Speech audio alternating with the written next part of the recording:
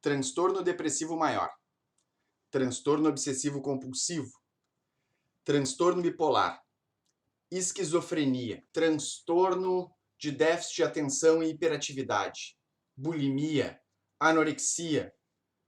Todas essas condições que eu falei são transtornos mentais.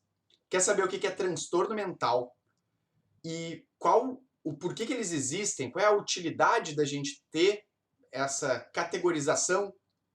Segue o vídeo que eu vou tentar explicar isso para vocês logo mais.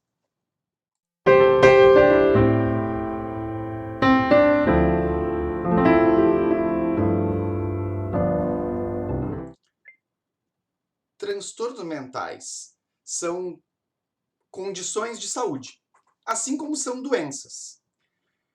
A grande diferença é que doenças a gente sabe qual é a origem, ou elas têm uma origem única, etiológica, como um vírus, uma bactéria.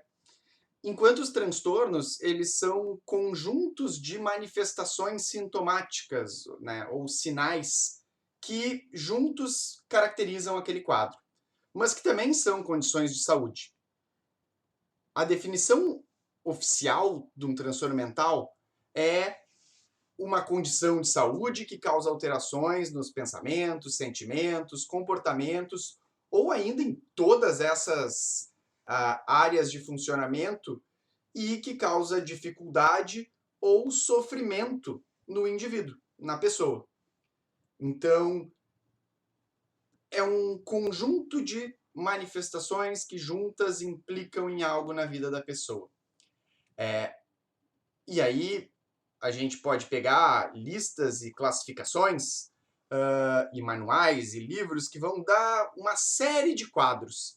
Todos esses quadros, eles têm coisas em comum. Eles têm que ter um impacto na vida, ou seja, eles têm que causar um prejuízo, eles têm que envolver alterações psicológicas em alguma das funções mentais superiores, eles têm que também implicar e ter, pelo menos, mais de uma comprovação biológica. Como assim? Mesmo que eu não consiga diagnosticar com base numa diferença biológica, existem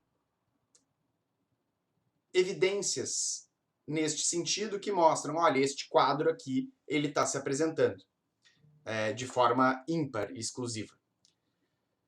Bom, e com o tempo, a gente começou a diferenciar vários transtornos diferentes. Por quê? Porque eles têm características diferentes e aquele conjunto de manifestações, ele é específico e assim a gente consegue categorizar quadros distintos e pensar tratamentos distintos. Tanto é que no começo dos DSMs a gente tinha pouquíssimas condições de saúde, pouquíssimos transtornos diferentes. A gente tinha lá,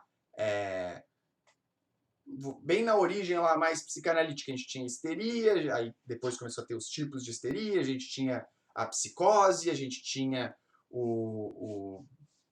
também ali a neurose, e ao passar do tempo isso foi se diversificando, aquela visão mais teórica foi ficando para trás, para ficar mais ateórico e todo mundo conseguir entender, mesmo que sejam de áreas distintas. E hoje a gente tem um monte de transtorno mental descrito. Muita gente critica essa ideia de que a gente tem tantos transtornos mentais, como se isso fosse uma tentativa de rotular as pessoas, de julgar, de nomear. Eu estudo psicopatologia, então é óbvio que eu tenho uma visão um pouquinho diferente. Eu acho que quando uma pessoa está em sofrimento ou quando ela tem um prejuízo na vida dela, é útil ela saber que aquilo não acontece porque ela é estranha, ela é louca, errada, ou que ela tem um desvio de caráter. É bom saber que, olha, isso que eu tenho faz parte isso que acontece comigo faz parte dessa coisa que eu tenho. Né? Eu não sou o transtorno depressivo maior, eu tenho depressão. Eu não sou a esquizofrenia, eu tenho esquizofrenia. Claro que alguns desses transtornos eles vão ser transitórios, e a pessoa vai ter eles por um tempo e depois ela pode nunca mais ter, enquanto outros ela vai ter para sempre. Nossa, que coisa horrível, é uma sentença. Por um lado, a gente pode ver assim, um lado talvez pessimista, mas esse também é uma visão que muitas outras condições de saúde são vistas. Uma vez que a pessoa tem diabetes, ela vai ter para sempre, dependendo o tipo 1 no caso. Uma vez que ela tem HIV, ela vai ter para sempre. E o fato de tu ter aquilo só te ajuda a poder se tratar. Essa é a minha visão e a visão, em geral, de muita gente que trabalha dentro da área de psicologia, de psiquiatria. E quando a gente tem esses transtornos mentais, um dos objetivos, e é para isso que a gente estuda psicopatologia e aplica a semiologia dentro dos quadros, e na frente de cada paciente, a gente busca achar um diagnóstico, uma hipótese diagnóstica. Esse diagnóstico é identificar em uma pessoa que ela está apresentando um transtorno específico. E aí vem a crítica. Poxa, mas a gente tem tantos transtornos. Sim, é bom a gente ter vários. Porque senão todo mundo ia ter a mesma coisa e a gente não ia conseguir tratar aquela pessoa. E é por isso que muitas das linhas teóricas elas estabelecem protocolos para cada uma das condições específicas. E dito isso, o diagnóstico ou a hipótese diagnóstica, ela tem que ter, ela não é feito unicamente para poder apontar e dizer, poxa, tu tem isso. Não. O diagnóstico serve para a gente ter uma ideia de o que vai acontecer com aquela pessoa dali para frente. Ou seja, indicar um prognóstico. Como que vai ser o curso daquela condição? Como eu falei, olha, dentro de uma pessoa que tem o transtorno bipolar, ela vai ter o transtorno bipolar para sempre. E o transtorno bipolar ele vai ser caracterizado lá por ter episódios de mania ou hipomania e, eventualmente, também episódios depressivos. Poxa, então eu não tenho jeito, eu vou ter que encarar isso para sempre? Claro que não. Justamente porque a gente já conseguiu identificar o transtorno bipolar, a gente também conseguiu identificar que sim, vai ter para sempre o transtorno bipolar.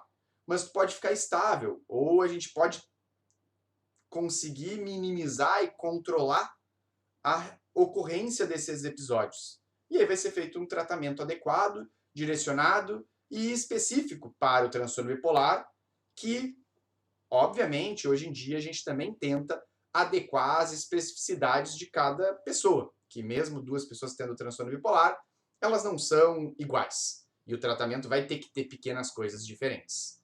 Além da utilidade do diagnóstico de poder indicar esse prognóstico, que é esse futuro, também é importante, o diagnóstico ele tem que ter a seguinte utilidade: facilitar possíveis orientações de tratamento mais efetivo e eficaz. Olha, transtorno bipolar.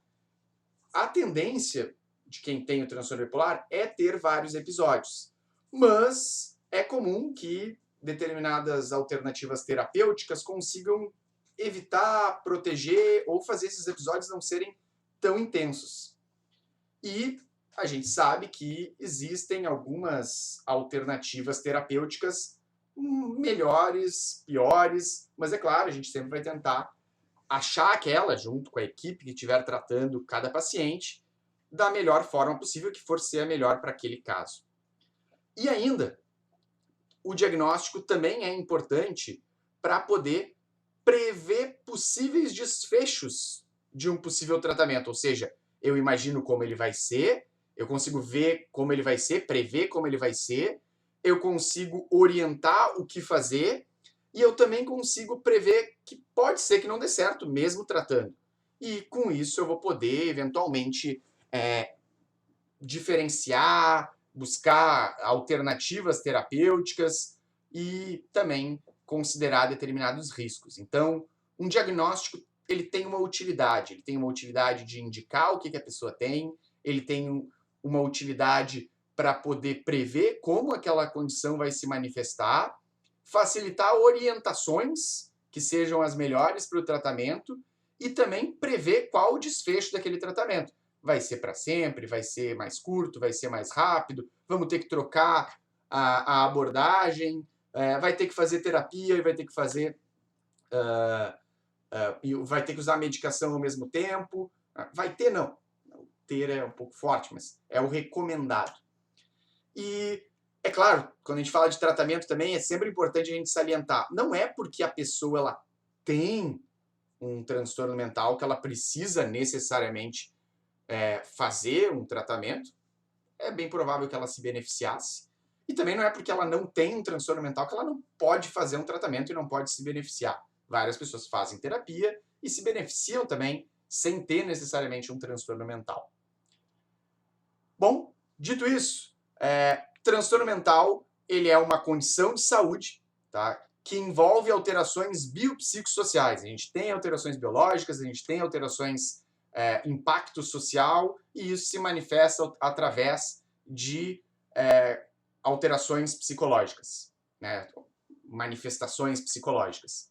Isso tem que ter um impacto, né? Um transtorno mental ele é uma condição de saúde que causa alterações nos pensamentos, sentimentos ou comportamentos, ou em todas essas, e que causa dificuldade ou sofrimento no funcionamento do indivíduo.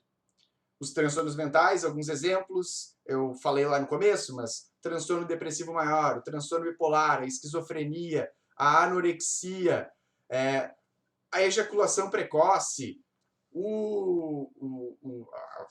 a bulimia, o transtorno obsessivo compulsivo, o transtorno de ansiedade social.